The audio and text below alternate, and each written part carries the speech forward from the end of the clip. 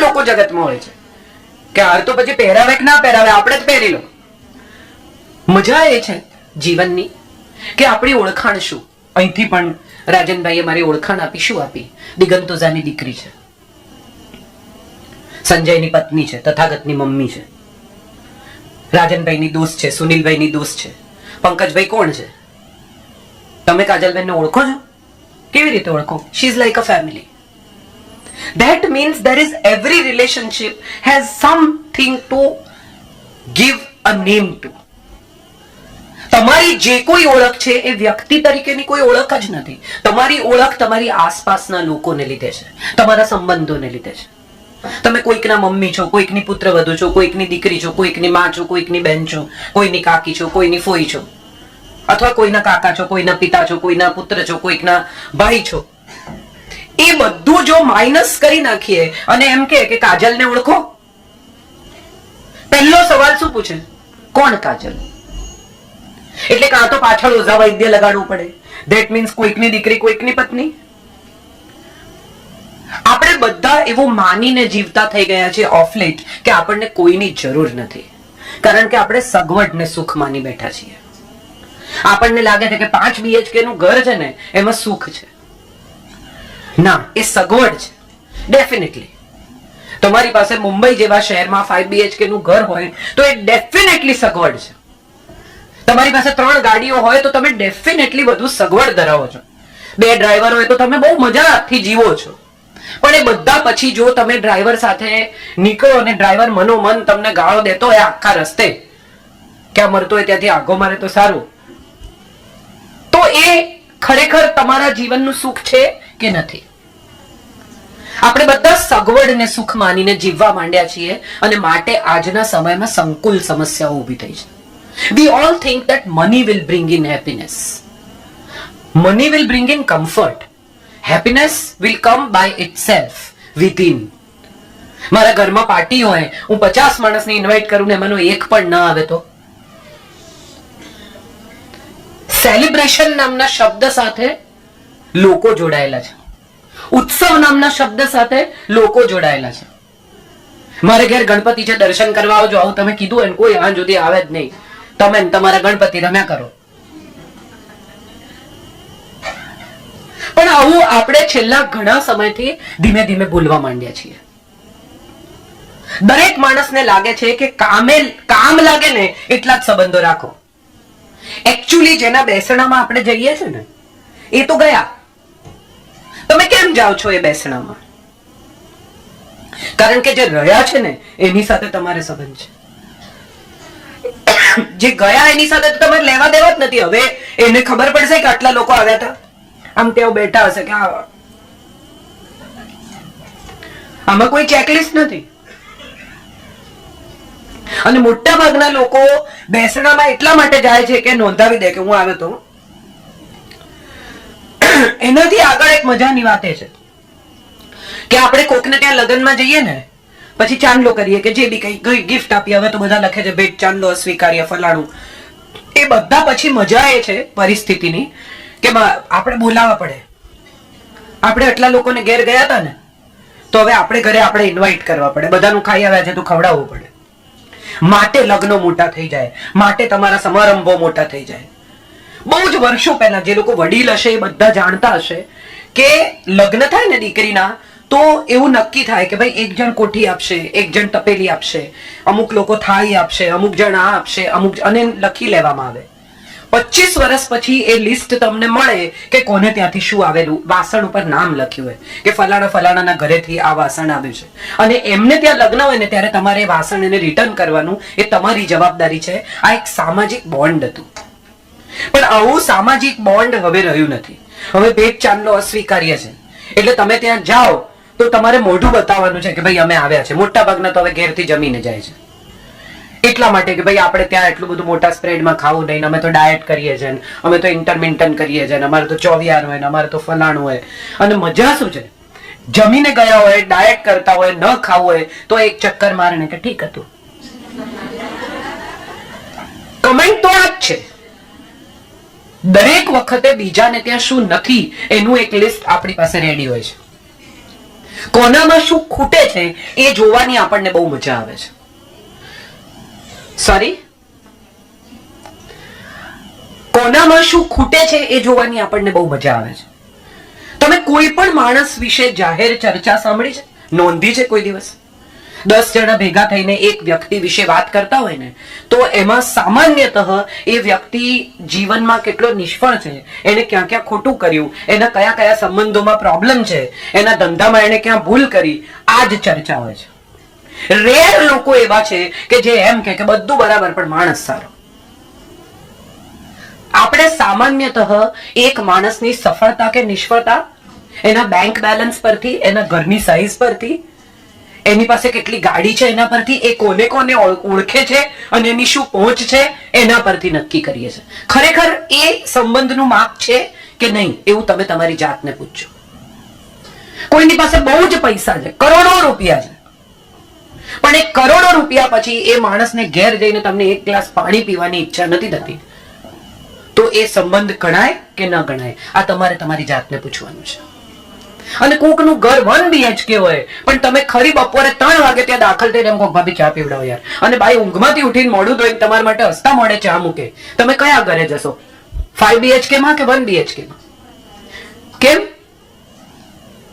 સગવડ તો સુખ છે. હજી હમણાં જ તમે બધા એવું માનીને જીવો છો કે યાર, જાવેદ અખ્તર સાહેબ એક બહુ સરસ શેર કહે છે कि तेरा और मेरा बस एक ही गम है, तेरा और मेरा बस एक ही गम है, हर घर में एक कमरा कम है. બધાને એમ છે કે એક રૂમ જો વધારાનો હોત ને તો ગેસ્ટ રૂમ બનાવી દેત, એક રૂમ જો વધારાનો હોત ને તો ઓફિસ કરી નાખત, એક રૂમ જો આમ હોત ને. અને એમાં જે આ કોવિડમાં વર્ક એટ હોમ થયું ને, ત્યારે બધાને સમજાઈ ગયું કે પરિવારથી અગત્યનું કોઈ છે નહીં. Family is the ultimate truth of life. What is family? F is for forgiveness. સૌથી પહેલું જો સાથે રહેવું હોય ને તો ક્ષમા કરતા શીખી જઈએ. યાદ રાખીને, લિસ્ટ બનાવીને. શોવાડેનું એક પુસ્તક છે સર્વાઇવિંગ મેન, એમાં એને એક બહુ સરસ ચેપ્ટર લખ્યું છે જેની શરૂઆતમાં એમ કહે છે કે તમે જો બહુ નસીબદાર હો અને તમને જો એવા પતિ મળ્યા હોય કે એવી પત્ની મળી હોય કે તમારું મોઢું ચડેલું જોઈને તમને પૂછે કે શું થયું છે, તો પહેલા તો કઈ નહીં એવું ના કહેતા. હસબન્ડ ઘરે આવે, મોઢું ચડેલું હોય પત્નીનું, જુએ કે કંઈક નથી બરાબર એટલે પૂછે શું થયું છે, કે કઈ નહીં. ફરી પૂછે, ના ના કઈ તો થયું છે, ના કઈ નહીં. ત્રીજી વાર પૂછે શું થયું છે, કહ્યું ને એક વાર કઈ નહીં, એટલે CNBC જુએ કે 3 વાર પૂછ્યું નથી કહેતી તો કઈ નહીં. પછી થોડી વાર રહીને કે હું રડું છું પણ તમને દેખાતું નથી, પણ એને તો 3 વાર પૂછ્યું બેન, તું કહી દે ને, એને તને શું પ્રશ્ન છે? એટલે પહેલા તો કઈ નહીં એમ નહીં કહેતા. થયું છે તો ખુલ્લા દિલે એમ કહો કે હા મને ખરાબ લાગ્યું છે, હું હર્ટ થઈ છું. Similarly for a husband or for a child or for a parent, whoever. દીકરી મમ્મીને પૂછે તને કઈ થયું છે? ના. તું પૂછ ને તારી જાતને, તે એવું શું કર્યું છે? સંબંધો પઝલ નથી, સંબંધો ક્રોસવર્ડ નથી કે આપણે સોલ્વ કરવા પડે ઊભી ચાવી ને આડી ચાવી. સરળ સાદી ભાષામાં સીધે સીધી વાત થઈ શકે ને તો જ સંબંધો ટકશે. મને ખરાબ લાગ્યું છે, મારી સાથે ફરીથી આવી રીતે વાત નહીં કરતા. આ સાદો હિસાબ છે. ગઈકાલે તમે તમારા મિત્રોની વચ્ચે જે મારી મજાક કરી એ મને નથી ગમ્યું, ફરી ન કરતા. મને જે કહેવું હોય હું એકલી હોઉં ત્યારે કહેજો. આ સાદો હિસાબ છે. અને ફોરગિવન્સ ઇઝ ઇનેવિટેબલ ઇન લાઈફ. માફ ન કરવું ને જૈનત્વ તો શીખવે છે, ખમાવાનું, ક્ષમા માંગવાનું. આમ આપણે મિચ્છામી દુક્કડમ બધા કહીએ, કાલે બધા કેટલાય ફોન થશે, લાખો કરોડો મેસેજીસ આવશે અને ફોન છલકાઈ જશે તમારો મિચ્છામી દુક્કડમથી. તમારે ડિલીટ કરવા પડે મેસેજીસ, એટલો તમારો ફોન હેંગ થઈ જાય ત્યાં સુધી લોકો મિચ્છામી દુક્કડમ કરે. અને તમારે ઘેર આવે ને તમે કોકના ઘેર જાઓ ને દેરાસરમાંથી નીકળતા ટોળું થઈ જાય. 3 દિવસ પછી, 4 દિવસ પછી, મહિના પછી હું એને માફ નહીં કરું, સીધો નહીં કરી નાખીશ, તો તમે શું બોલ્યા? હું એની શાન ઠેકાણે લાવી દઈશ, એની કરિયર પૂરી કરી નાખીશ. અને આ બધા વાક્યો બોલતી વખતે કોઈ દિવસ આપણે એવું ચેક કર્યું કે આ બધું આપણાથી થઈ શકે એમ છે?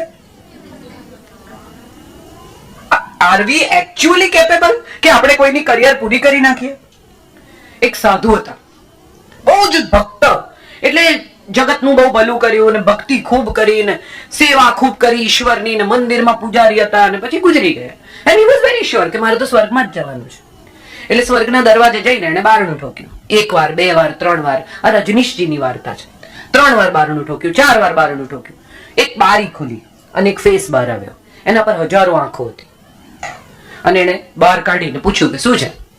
એટલે પેલા કહ્યું કે હું બહુ ભક્ત છું, મેં બહુ ઈશ્વરની સેવા કરી છે, હું સાધુ છું, મને સ્વર્ગમાં સ્થાન મળવું જોઈએ. એટલે પેલા કહ્યું એમ ક્યાંથી આવો છો? એટલે પેલા કહ્યું પૃથ્વી પરથી. અને 1000 આંખો વાળા ચહેરાએ પૂછ્યું કે કઈ પૃથ્વી? કરોડો બ્રહ્માંડ છે, આખી આવડી મોટી ગેલેક્સી છે, એમાં કઈ પૃથ્વી પરથી આવો છો તમે? અહીંયા તો બહુ લાંબુ લિસ્ટ છે લોકોનું, એવું મને ખબર ન પડે કઈ પૃથ્વી પરથી તમે આવો છો. મને આ વાત સાંભળીને એક વાત એવી સમજાઈ કે આપણે આપણા અસ્તિત્વને બહુ મોટું માનીએ છીએ. મને કોણ કાજલ સાહેબ, તમે મને નથી ઓળખતા? એરપોર્ટ ઉપર કોક કે બેન તમને ક્યાંક જોયા છે. ઘણી વાર એવું થાય, તમારું નામ શું? શરૂઆતમાં મને બહુ ચીડ ચડતી હતી, જોઈ છે ને તમને ખબર છે તો શું કરવા નામ પૂછો છો? ગ્રેજ્યુઅલી આઈ રિયલાઇઝ કે એને ક્યાંક જોઈ છે અને એમ કહે છે તમારું નામ શું, તો નમ્રતાથી મને નામ કહેવામાં શું પ્રોબ્લેમ છે? એટલે હું બહુ શાંતિથી કહું કે કાજલ. હા, મને ક્યારનું થતું હતું. This is a nice gesture of someone. Initially I used to get irritated with it. Now I realize કે ના, આ પ્રેમ છે, એ એની રીતનો પ્રેમ છે. દુબઈ એરપોર્ટ પર ઘસઘસાટું સુઈ ગયેલી, આખી રાત જાગીને આવેલી ને મને ઢંઢોળીને એક બેને ઉઠાડી કે મારે એક ફોટો પાડવો છે. મને આમ અંદરથી એમ થઈ ગયું કે હું ચડી જાઉં એમના ઉપર. પણ એક જ સેકન્ડમાં એમણે જે વાક્ય કહ્યું એ સાંભળીને મારી આંખ ભીની થઈ ગઈ કે બેન તમે મને ક્યાં મળવાના, સોરી મેં તમને ઉઠાડ્યા. This is love. Now we have to understand કે આ કયા પ્રકારનો પ્રેમ છે. તમને ચીડ ચડી, ઓકે, એને માટે તો એ પ્રેમનું એક અભિવ્યક્તિ જ છે. So F is for forgiveness. માફ કરતા શીખીએ આપણા પરિવારને. યાદ રાખવું. કેટલું તમે વિચાર કરો કે તમારા મગજમાં કેટલા લોકોનું એવું લિસ્ટ છે કે જેને તમે નથી છોડવાના. હું એને નહીં છોડું, એ છૂટી જ ગયેલા છે. એટલે હું તમને કહું છું પ્રતિબિંબની જેમ સંબંધને પકડવા ન દોડો. એ ઊભા છે ત્યાં સુધી મેં બી તમને ખરાબ લાગ્યું છે, તમને હર્ટ થયા છો તો કહી દો. આઈનો જે છે ને એ જ બતાવે છે. કદરૂપું તો કદરૂપું ને રૂપાળું તો રૂપાળું. તમે જેવા છો એ જ તમને મિરર બતાવે છે. એનાથી જુદું કઈ બતાવી શકે એમ જ નથી. સંબંધમાં સૌથી ઇમ્પોર્ટન્ટ એ છે કે જે છે એ જ બતાવો, જે નથી એ ન બતાવો. બહુ વધારે પડતું પ્રેમ ના નથી ને, કઈ વાંધો નહીં. નમ્રતા છે, સજ્જનતા છે, સારાઈ છે, માનવતા છે, બહુ થઈ ગયું. તમને કોઈ માણસ નથી ગમતા તો તમારે એની સાથે જીવવાનું નથી. એ તમને લિફ્ટમાં મળી ગયા તો તમે સ્માઇલ કરી જ શકો છો તમારા પડોશી સામે. આમ રહેવાનો કોઈ મતલબ નથી. આપણે બધા મનના ભાવ બહાર કાઢીએ છીએ પણ ખોટા સમય કાઢીએ છીએ. હું તો મોઢે કહી દઉં બહુ સારું, વેરી ગુડ, તમારા જેવું કોઈ નહીં, પણ પછી કોઈ તમને મોઢે કહી દે તો સાંભળજો, ત્યારે પ્રોબ્લેમ છે. મને કોઈએ કઈ નહીં કહેવાનું, હું કહું બધાને. So forgiveness is the first thing that I would recommend for a family. A is for acceptance. સ્વીકારી લો, જે જેવું છે ને એવું જ રહેવાનું છે. સવારના પરમાં ઉઠીને તમે સૂર્યોદયમાં ચેન્જ કરો છો કે થોડો લાલ રંગ ઉમેરો છો પેલી બાજુ? કોઈ ફૂલ ખીલે ત્યારે તમે એમાં કશું બદલી શકો છો? એક વૃક્ષ કેટલી હાઈટ પકડશે એવું તમે બી નાખો છો ત્યારે તમને ખબર છે? તો એનો અર્થ એમ થયો કે કુદરતની દરેક રચનાની જેમ માણસ પણ કુદરતની રચના છે અને એની પાસે એનો પોતાનો ભૂતકાળ છે, એનો ઉછેર છે, એની માનસિકતા છે, એના અનુભવોમાંથી એને લાધેલું જ્ઞાન છે.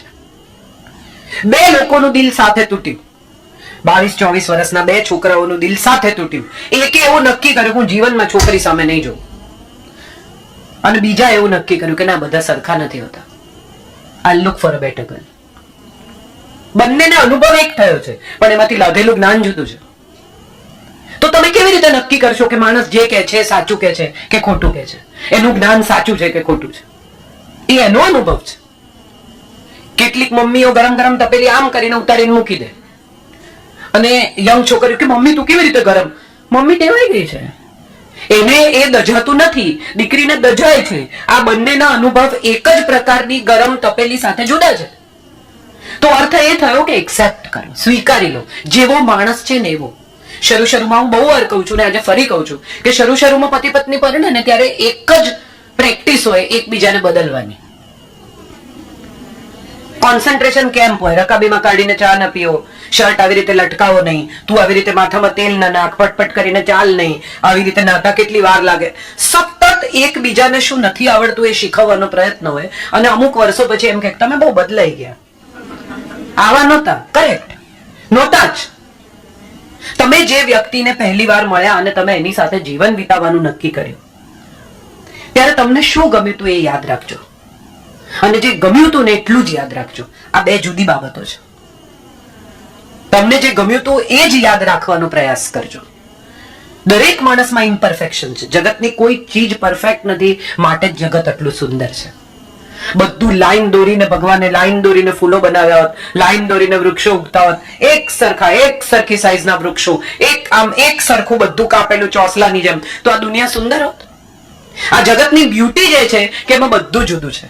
અને સૌથી મોટો ને સૌથી ઇન્ટરેસ્ટિંગ દાખલો એ છે કે કરોડો લોકો જન્મે છે, બધાની ફિંગરપ્રિન્ટ્સ જુદી છે. એનો અર્થ એમ કે ઈશ્વર તમને કહી જ દે છે કે આ જુદો છે તારાથી, આ તારા જેવો નથી. પતિ પત્ની જોડિયા ભાઈ બહેન નથી કે એમને બધું સરખું જ ગમે. જોડિયા નહીં નથી ગમતું. ઘરમાં જન્મેલા બે સંતાનો એક સરખા નથી હોતા.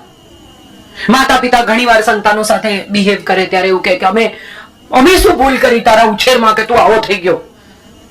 આમાં ભૂલ નહીં ભૂલ, અમે આટલું કર્યું, તમે આટલું કર્યું, મેં તને આટલું સગવડ આપી, હવે તું ભણતો નથી. એને નથી મજા આવતી. પહેલા તો એની સાથે બેસીને સમજવાનો એ પ્રયત્ન કરો કે સગવડ આપવાથી ભણી શકાતું નથી. તમને એમ છે કે ના 80% આવવા જોઈએ, એને નથી લાવવા 80%, એને કઈ બીજું કરવું છે. એની સાથે વાત તો કરું કે તને શું નથી ગમતું. તને સાયન્સ નથી ગમતું, તને મેથ્સ નથી ગમતું. મેથ્સ નથી ગમતું તો કેમ નથી ગમતું? ન શેનું ગમે? ભણવું તો પડે જ ને, ભણ્યા વગર ક્યાં જશો? આ કોઈ સંવાદની રીત જ નથી. એક્સેપ્ટન્સ એ સંવાદની સૌથી પહેલી જરૂરિયાત છે. જે માણસ જેવો છે ને એવો સ્વીકારો. એમ ઇઝ મ્યુચ્યુઅલ.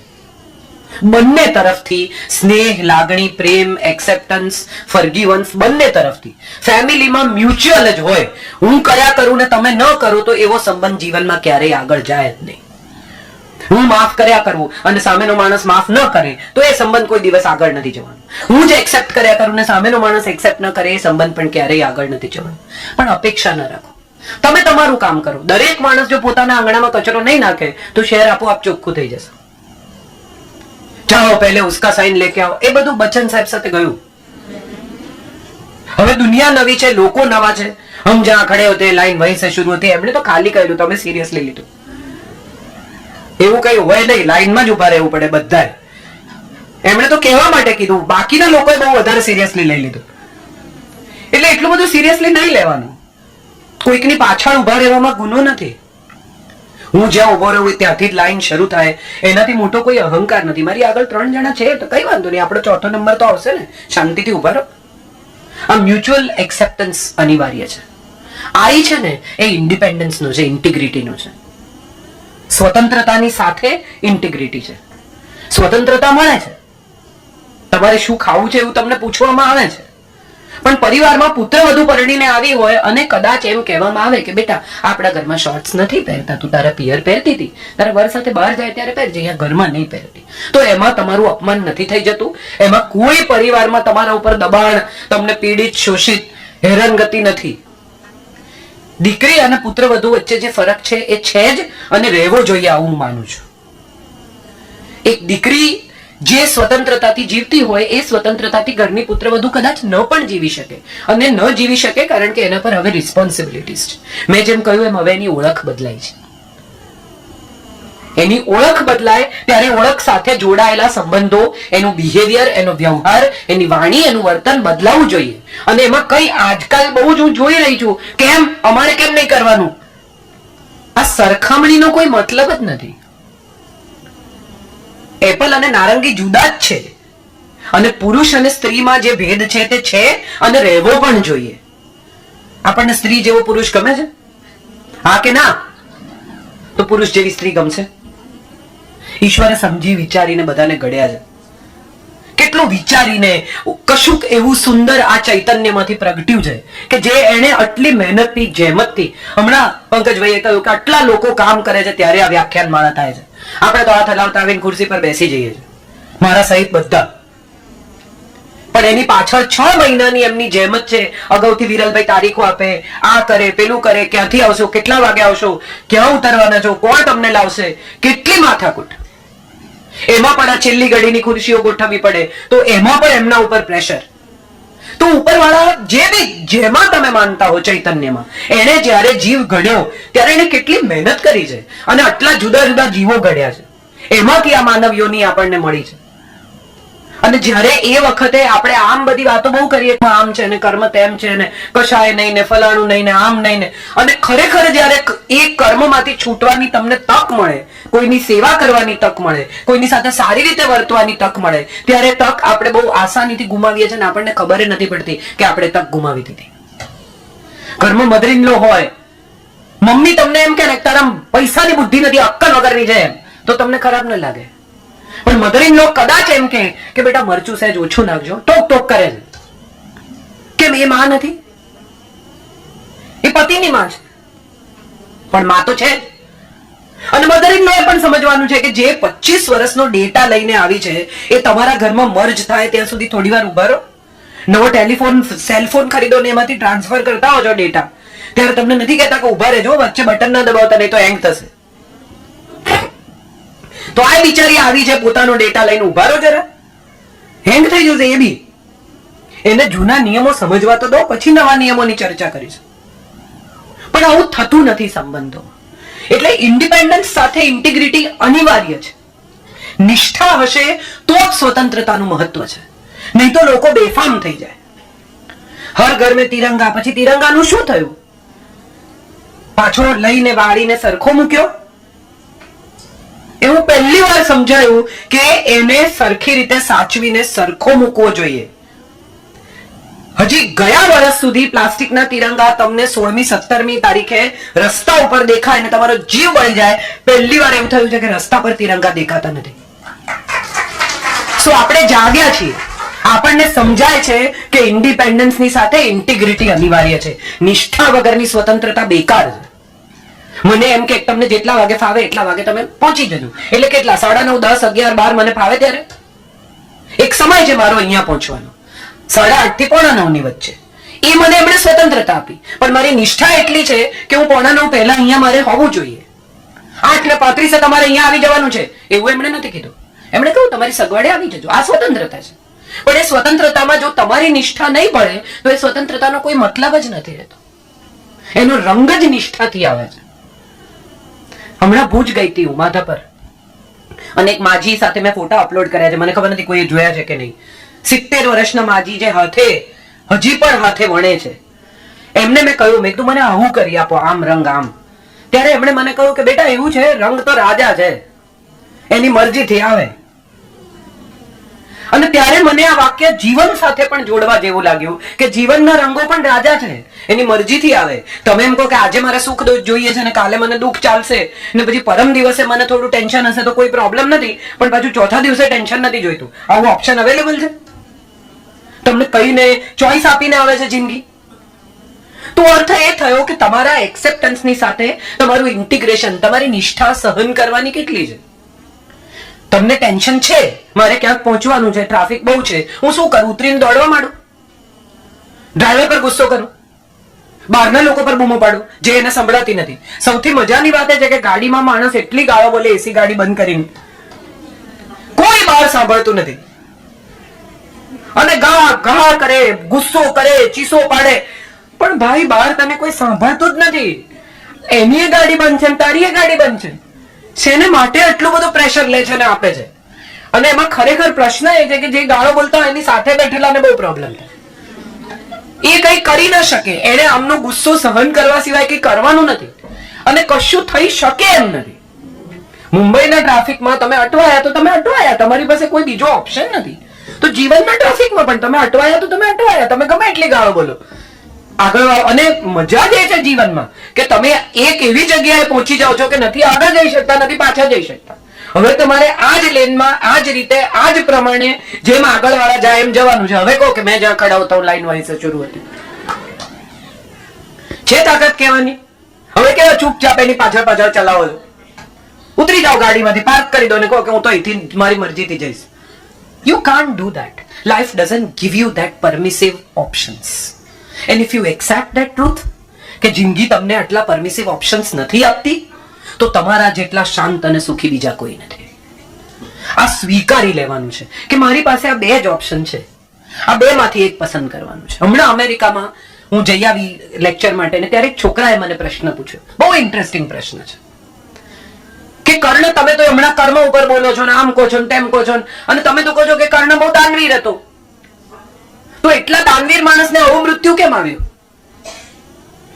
તો કર્મની વાત છે ને, એને તો બધું દાન કર્યું, એને ત્યાંથી કોઈ એમને પાછું નતું જતું, એવું તમે તો કીધું. તો એટલા બધા દાનવીર માણસના જીવનમાં આવું મૃત્યુ હોય, એને તો સારું મૃત્યુ મળવું જોઈતું હતું, એની સાથે દગો કેમ થયો? એને કેમ આવી રીતે પૈડું કાઢતો તો ત્યારે મરવું પડ્યું આવી ખરાબ રીતે? મને પણ એક સેકન્ડ એમ થયું કે સવાલ બહુ ઇમ્પોર્ટન્ટ છે, પણ પછી તમને પ્રકૃતિ, તમારી આસપાસની તમારી દુનિયા તમને જવાબ શોધી આપતી હોય છે. અને મેં એને જે જવાબ આપ્યો ને, આપણા બધાએ સમજવા જેવો જવાબ છે કે એને પસંદગી મળી હતી. કૃષ્ણ આવ્યા હતા કે ચાલ મારી સાથે, એ ગયો નહીં. આપણને બધાને ચોઇસીસ મળે છે, સારા અને ખરાબ વચ્ચે, ભલા અને બુરા વચ્ચે, સાચા અને જુઠ્ઠા વચ્ચે ચોઇસ મળે જ છે. ક્યારેક તમારી લાલચ તમને બાંધે છે, ક્યારેક તમારી ગરજ તમને બાંધે છે, ક્યારેક તમારી જરૂરિયાત તમને બાંધે છે, ક્યારેક તમારી મજબૂરી પણ તમને બાંધતી હશે. આઈ એમ નોટ સેઇંગ કે બધા ગરજાઓ છે, ક્યારેક એવી મજબૂરી પણ હોય કે માણસ અમુક નિર્ણય ન કરી શકે, પણ મજાની વાત એ છે કે મજબૂરીને પણ સ્વીકારી લો. This is the situation. Now what is the solution to that? પરિસ્થિતિ આ છે. તમને એમ કે તમારા ઘૂંટણ ગયા છે બેન, હવે રિપ્લેસમેન્ટ એક ઓપ્શન છે અને થોડા વખત પછી ભયાનક દુખશે અને તમે ચાલી નહીં શકો, એ બીજું ઓપ્શન છે. રિપ્લેસમેન્ટમાં પણ દુખશે, પણ એ પછી કદાચ દુખવાનું મટી જાય. આ બે જ ઓપ્શન છે, આમાંથી પસંદ કરવાનું છે. શું પસંદ કરશો એ તમારે નક્કી કરવાનું છે. હમણાં થોડો દુખાવો સહન કરવો છે કે કાયમ માટે દુખાવો સહન કરવો છે? અને તમે કરી જ શકો છો કાયમ માટે દુખાવો સહન, એવો પણ પ્રશ્ન નથી કે ના ના ના રિપ્લેસમેન્ટ જ સાચો રસ્તો છે, નથી કોઈને કરવું. પણ જે પણ પસંદ કરો એની સાથે એના પરિણામ જોડાયેલા છે, એ તમારી ઇન્ટિગ્રિટી, તમારી નિષ્ઠા પુરવાર કરે છે. L is for love. પ્રેમથી વધારે શું છે? શું આપી શકો છો અને શું લઈ શકો છો? મને કહો તો જરા. આપણે કોઈને ઘરે જઈએ, ગિફ્ટ લઈને જઈએ, કઈ બીજી વસ્તુ લઈને જઈએ, આ કરીએ પેલું કરીએ, પણ મૂકી શું આવીએ છે ત્યાં?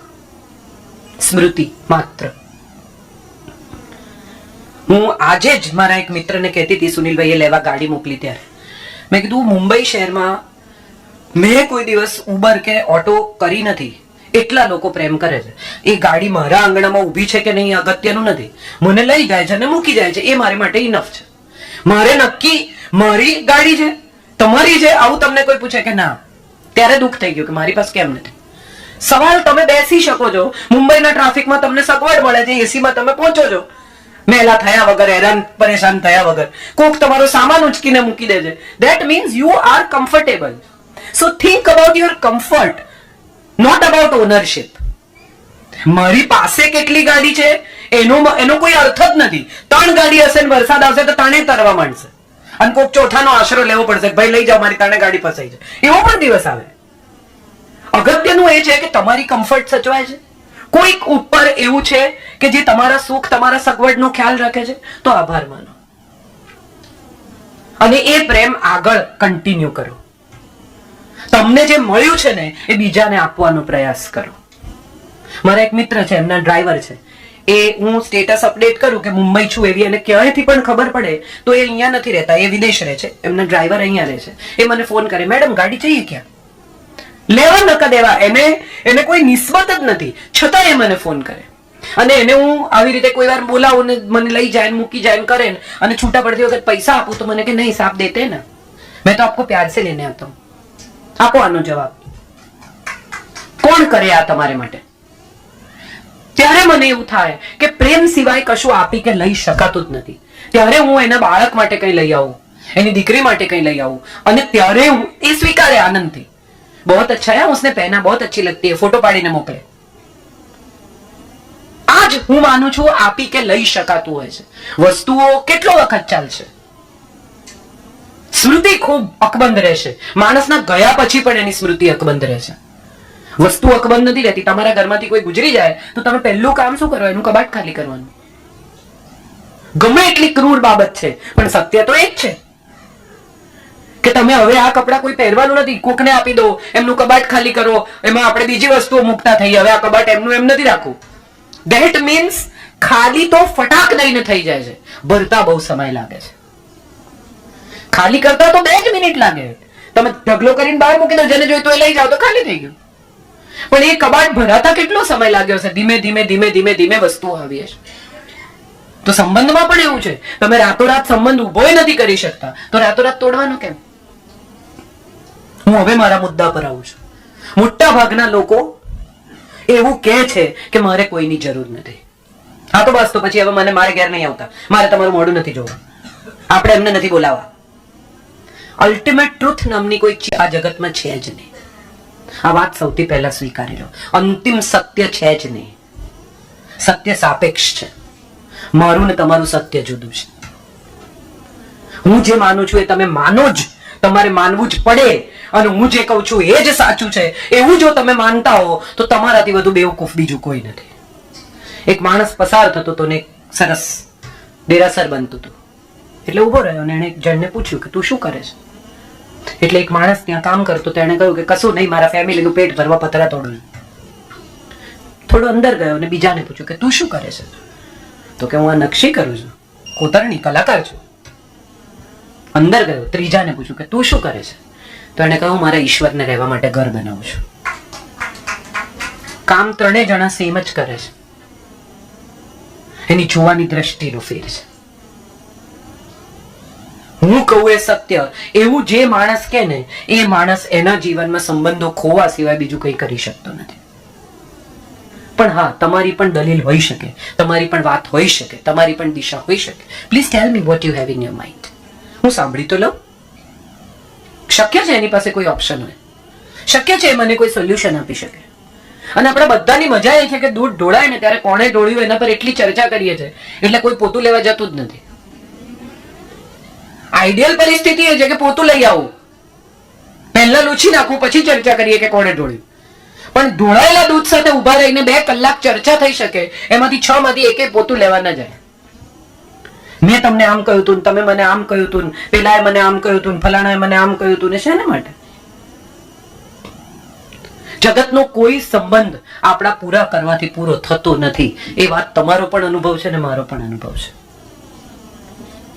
બહુ સુંદર એક વાત રાજેશ વ્યાસ મિસ્કિન નામના શાયર છે અમારા ગુજરાતના, એમણે એક બહુ સરસ વાત લખી છે કે મળેલા જ મળે છે. આ એક વાક્યમાં જીવનનો સાર આવી જાય છે. તમને જે મળ્યા છે ને એ જ મળે છે, તમને જે મળ્યું છે ને એ જ મળે છે, અને તમે જે આપ્યું છે ને એ જ તમને પાછું મળ્યું છે. આમાં કોઈ ફેરફાર થઈ શકતો નથી.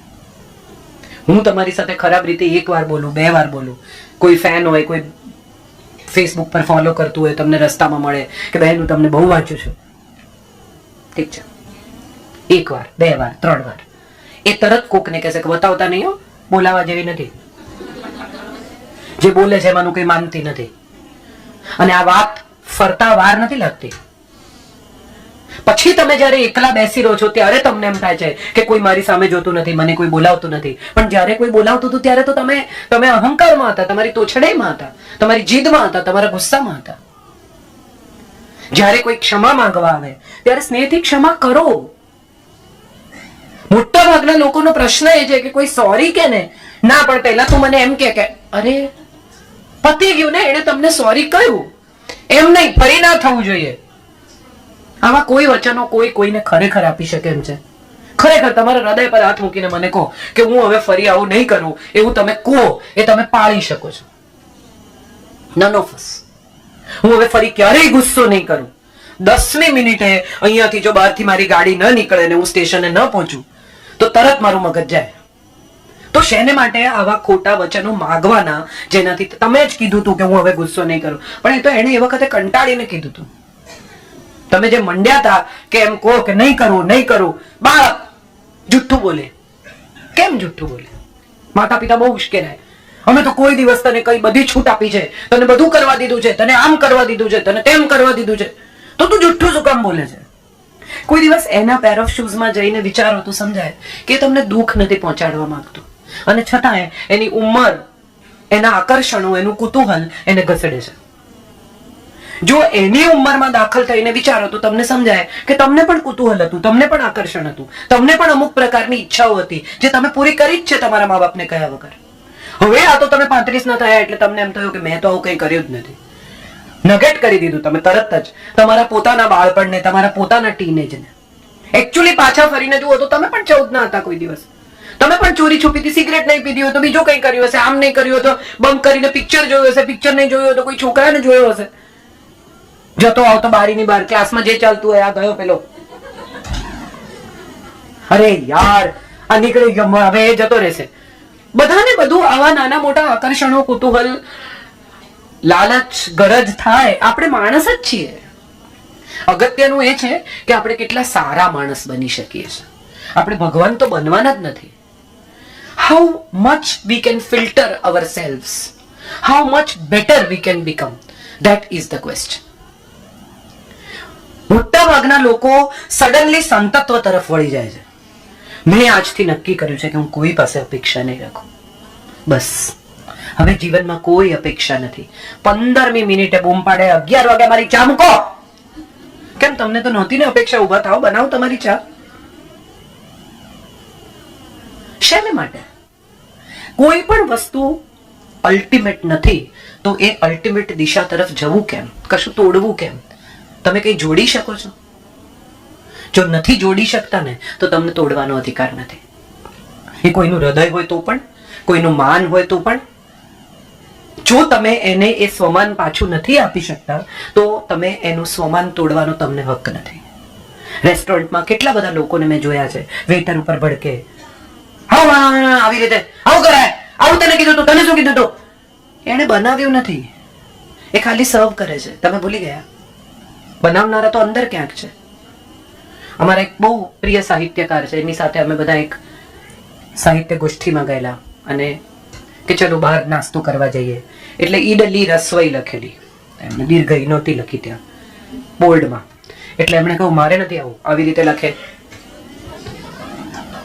એટલે અમારા બહુ જ પ્રિય કવિ વિનોદભાઈ જોશી છે, એમણે કીધું કે આમાં એવું છે કે જે લખનારો છે ને બનાવનારો નહીં હોય, ચાલો જઈએ. એકચ્યુઅલી બે જુદા લોકો છે. અને વિચારી જુઓ કે તમારું બાળક કે તમારું ડ્રાઈવર કે તમારા ઘરના કામ કરનારી વ્યક્તિ કે તમારા જુનિયર કલીગ તમને શું કામ સહન કરે છે? કારણ કે એની પાસે કોઈ ઓપ્શન નથી. એને જે મિનિટે ઓપ્શન મળશે ને એ મિનિટે તમને ખંખેરીને ચાલવા માંડશે. એ ઓપ્શન શોધે જ છે, પણ એને ઓપ્શન મળે છતાં એ ન જાય ને ત્યારે એમ માનજો કે તમે સારા માણસ છો. એને કોઈ એમ કહે કે તને કેટલો 20,000 રૂપિયા આપે છે, હું 22 આપીશ ચાલ, અને એમ કે ના સાહેબને નહીં છોડું, તો માનજો કે તમે કશું બિલ્ડ કર્યું છે. બાકી મકાનો દુકાનો તો બહુ લોકો બિલ્ડ કરે છે. સંબંધો બિલ્ડ કરવા ને એ જીવનની આવડત છે. તમને 50 લોકો એમ કે તમે શું કરશો જમવાનું, તમે કેવી રીતે આવશો, તમે કેવી રીતે જશો, હું તમારી વ્યવસ્થા કરું, હું આમ કરીશ, હું તેમ કરીશ, ત્યારે તમને એવું સમજાય કે ઈશ્વરે તમારી આજુબાજુ કેટલા કુશન ગોઠવી દીધા છે. તમે પડો નહીં એનો ખ્યાલ કોક રાખે છે ઉપર. તમને સહેજે છોલાય નહીં એવું જો કોઈ તમારું ધ્યાન રાખતું હોય તો એને બનાવેલી દુનિયામાં કોઈને ન છોલાય એ ખ્યાલ રાખવાની તમારી પણ જવાબદારી છે. Because if somebody is being good to you, return that goodness to the world. You can't take it with you. એ સાથે લઈને જવાનો તમને હક જ નથી. તમને અહીંયા મળેલું સુખ કે સગવડ તમારે રિટર્ન કરવાના જ છે. આઈ ઓલવેઝ ફીલ કે જે પણ બાળકને ભણવું હોય એની હું ફી ભરું. આ તમને કહેવા માટે નથી કહેતી, આ હું એટલા માટે કહું છું કે મને હંમેશા એવું લાગે કે હું સરસ્વતીમાંથી કમાઉં છું. So my first job is to return to Saraswati, કે જે હું તમારી પાસેથી કમાઈને એમાંનો હિસ્સો તમને પાછો આપું. અને આપણે બધાએ કરવું જોઈએ. તમે જેમાંથી કમાતા હો એમાંનો એક હિસ્સો અચૂક સમાજને પાછો આપવો. અને જૈનત્વ તો સૌથી પહેલા શીખવે છે કે સમાજ તમારી પહેલા. અપરિગ્રહની વાતો આપણે બધા કરીએ છીએ. અને બધાને ખબર છે કે જૈનત્વ શીખવે જાવ પરિગ્રહ, બહુ ભેગું નહીં કરવાનું, બહુ નહીં રાખવાનું. પછી દિવાળી આવે એટલે માળીએથી ઉતારે બધું અને પાછું મૂકે ત્યારે નકામું કઈ લાગે જ નહીં, બધું જ કામનું. ભલે 15 વર્ષથી એ ઘડો કોઈ દિવસ કાઢીને એમાં કઈ ભર્યું ન હોય તો આ તમારા પિયરથી આવે તો કાઢવો નથી. એવા બ્લાઉઝ કે જે હવે તમને થવાના જ નથી એવું તમે જાણો જ છો, તેમ છતાં મૂકી રાખ્યા છે કેમ કે કોક દિવસ પહેરીશ. અગત્યનું એ છે કે જે તમને નથી જરૂરનું ને એ કાઢી નાખો. એ વસ્તુ હોય, વ્યક્તિ હોય કે વિચાર હોય. વ્યક્તિ હોય તો પણ કાઢી નાખો. તમને જો એમ લાગતું હોય કે આ માણસ તમારા જીવનમાં નેગેટિવિટી ઉમેરે છે તો એનાથી દૂર રહેતા શીખી જાઓ. કેટલા બધા લોકો તમને મળતા હશે આ કીટીમાં. ઘણી વાર હું કોઈક રેસ્ટોરન્ટમાં ખાતી હોઉં, હું જોઉં મારી પાછળ આખી આમ કીટી બેઠી હોય, એ લોકો વાતો કરતા હોય.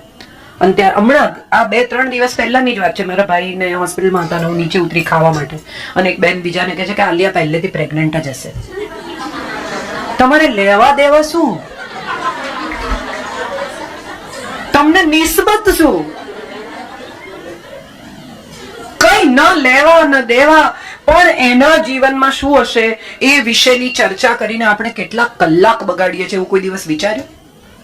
હું હંમેશા કહું છું કે આ ફોરવર્ડ, કેટલા ફોરવર્ડ વગર લેવા દેવાના. તમારા પર કઈ આવ્યું નથી, તમે તરત ધકેલ્યું નથી, આગળ જવા દો, બીજાને પહોંચાડો. ગઈ દિવાળીએ મારા એક મિત્રને લોકોએ ફોન કરીને કીધું કે કોંગ્રેચ્યુલેશન, તમારે ત્યાં બાબો આવે. અરે કે ના ભાઈ ના, મારે ત્યાં બાબો કઈ નથી આવ્યો. અરે કે તમારા મેસેજમાં છે ને દિવાળીના. પછી એને ખબર પડી કે એને વાંચ્યા વગર જ જવા દીધેલું. નીચે કોકે લખ્યું હશે પોતાના મેસેજમાં કે મારે ત્યાં ધનતેરસના દિવસે બાબો આવે છે, એને જવા દીધું. એકચ્યુઅલી આમ હસવું આવે છે, પણ તમે વિચારો તો તમને સમજાય કે આપણે બીજાના વિચાર કેટલા આસાનીથી આગળ મોકલી દઈએ છીએ. તમારો વિચાર ક્યાં છે? યુનિક શું છે તમારું? પોતાનું આમાં એડિશન શું છે? તમે શું ફિલ્ટર કર્યું? તમે શું મેળવ્યું? તમારે શું કહેવાનું છે? આવો કોઈ અભિપ્રાય અંગત છે કે કોકે તમને એમ કીધું કે આમ કરાય, બધી દાળ મિક્સ કરીને એને ચાળીને એનો પાવડર બનાવીને એમાં ગુલાબજળ નાખીને નાખશો ને તો તમારો એક ટોન સારો થઈ જશે. બીજા દિવસથી ચાલો, કીળો લગાડો ને કોથમીર લગાડો ને ફલાણું લગાડો ને ટમેટા ચોળો ને. એક ટોન ગોરા થઈને શું પ્રૂવ કરશો એ મને સમજાવો. What is it? એક સમય હતો કે જ્યારે અહીંયા જ મારા જ કદાચ જૂના વિડીયો જોશો તો તમને સમજાશે કે હું ખૂબ I use to love ornaments. હવે મારી જિંદગીમાં એક સમય એવો શરૂ થયો છે કે મને દાગીના પહેરવા ગમતા જ નથી. મને પોતાને એવું લાગે છે કે યુઝલેસ છે. હું શું બોલું છું એ સાંભળવા આવો છો કે મેં કઈ સાડી પહેરી છે એ જોવા આવો છો? ફેશન શો નથી આ. There is something which I want to give you and you are supposed to take it from me because it is my thought. કેમ હું અહીંયા ઉભી રહીને બોલું છું, કે મનીષાબેન ઉભા રહીને બોલે છે, કે નેહલ ઉભી રહીને બોલે છે, કે જયભાઈ ઉભા રહીને બોલે છે, કે બીજા લોકો અહીંયા ઉભા રહીને બોલે છે અને બાકીના 500 લોકો એને સાંભળે છે? કારણ કે એની પાસે પોતાનો યુનિક આગવો વિચાર છે. એને કશુંક એવું કહેવાનું છે જે તમે પહેલા નથી સાંભળ્યું, માટે તમે સાંભળો છો. બાકી કોઈ 5 મિનિટ બેસે, ટીવી સામે નથી બેસી શકતા આપણે, એમાં 3 કામ બીજા વચ્ચે કરી આવીએ છીએ. એ એનું કામ કરે ને આપણે આપણું કરીએ, પણ ચાલુ રાખવાનું. ઘરમાં છે તો બોલવું જોઈએ. કશું ક્યાંય પૂરું થતું નથી એ મારે કહેવું છે. તમે એમ ધારો કે મેં સંબંધ તોડી નાખ્યો, પૂરો કરી નાખ્યો, હું ક્યારેય આ માણસને નહીં મળું, હું ક્યારેય આ માણસ સાથે વાત નહીં કરું, હું એને ક્યારેય ક્ષમા નહીં કરું, હું એને ક્યારેય માફ નહીં કરું, હું એને યાદ રાખીશ. આ બધાની સાથે જોડાયેલી એક સૌથી મહત્વની વાત એ છે કે આ કશું તમારા હાથમાં છે.